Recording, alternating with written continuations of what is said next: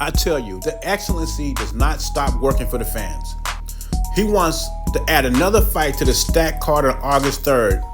He wants to add Gerard Anderson versus Deontay Wilder if Deontay Wilder gets past Zhilei Zhang. At least that's what I'm thinking. I don't think he wants to put Wilder on the card if he loses. Great fight. I can't knock it. But I would think if Deontay Wilder knocked out Zhilei Zhang and looked impressive in that fight when he does it, you would put him in there with Anthony Joshua for the simple fact that the iron will be hot.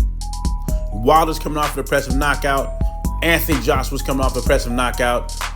This would be the best time to put this fight on.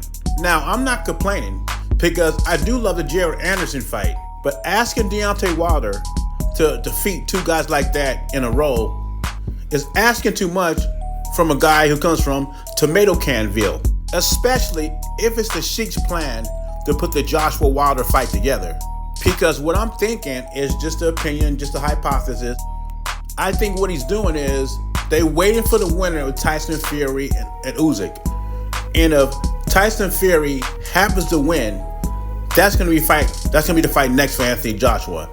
If Joshua is able to defeat Tyson Fury, and if Wilder is able to defeat Zhilei Zhang and Jared Anderson, that will set the stage for the big heavyweight title match between Anthony Joshua and Wilder.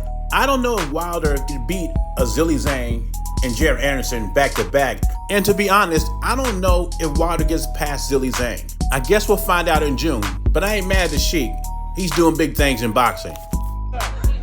Did you see Light Fist, Feather Fist, and Haney? Did you see him buckle him? Did you see that? Yeah. Huh?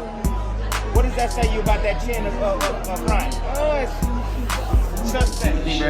Timothy Bradley, Chris Algieri, Steve Kim, maybe Mario Lopez, maybe, but they're all pieces of shit. Okay.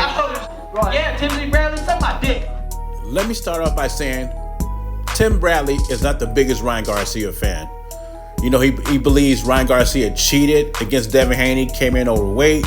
He said he meant to come in overweight, which is true. Ryan said he was not planning to make 140, but still, Devin Haney took the fight, right? And the reason he took the fight is because of the money. He knew he was going to make a lot of money in this fight, and some people say he made $35 million or whatever. But that's the reason he didn't turn the fight down, and after the beatdown, you cannot complain. Because you got paid for him being overweight, and you made a lot of money in the fight. The same as Ryan Garcia was talking about being weight drained against Gervonta Davis. You knew the terms of the contract. Your team was against it. Bernard Hopkins was against those terms that Gervonta's team was presenting to you, but you still took the fight. Now, is Ryan Garcia chinny? I think what Ryan Garcia does, when he throws his shots, he leaves his chin right up in the air. But when I think of chinny fighters, and I might be wrong, I think of Terry Norris. Devin Haney comes to mind. I think Deontay Wilder is a chinny fighter. I mean, Ryan Garcia does not like body shots, but when he gets hit on the chin, usually he gets back up and he's ready to go again. Felix Trinidad was the same way. He gets hit, he goes down, gets up, kicks ass. I mean, chinny to me is when someone gets hit right on the chin, they don't recover. And I mean that shot Tim Bradley's talking about with Pillow Fist Haney hit Ryan on the chin, I think it more caught Ryan Garcia by surprise than hurt him. So to me, I don't think Ryan Garcia is really chinny. I think Ryan Garcia has a bad technique when he throws his punches. But then again, these are the same people that think Anthony Joshua's chinny, Terence Crawford's chinny. I guess everybody's chinny but Canelo. Hey, Crawford beats anybody he steps in the ring with. James Toney says not only will Crawford beat Canelo, but he says Crawford will knock Canelo out. Now, Canelo, a guy that has never touched the canvas.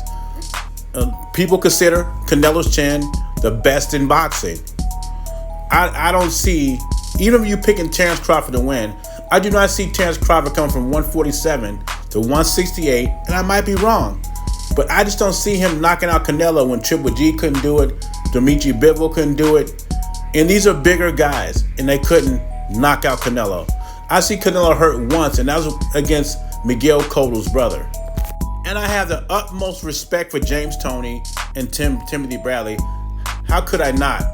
These guys are Hall of Famers. That doesn't mean I have to agree with everything that they say. And the only way I can see Crawford winning a fight against Canelo is by decision. And of course, I think Crawford and Canelo are incredible fighters, but I believe they have weight classes for a reason. And that's why I would pick Canelo to win the fight at 168. Now, if it was at 160 or 158, I would call it an even fight. But like I say, I respect Tim Bradley. I respect James Toney. They're all-time great fighters in the Hall of Fame, but I do not agree with them. Anyway, leave your thoughts and comments below. Jay Beezy, I'm gone.